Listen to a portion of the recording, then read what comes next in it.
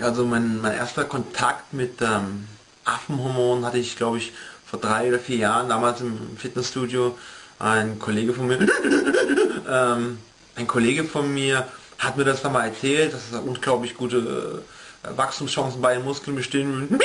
Ja, ich habe einfach mal gedacht, na, ich habe sowas noch nie ausprobiert, aber ich habe mir einfach gedacht, ja, warum nicht? Ja, es soll keine Nebenwirkungen haben.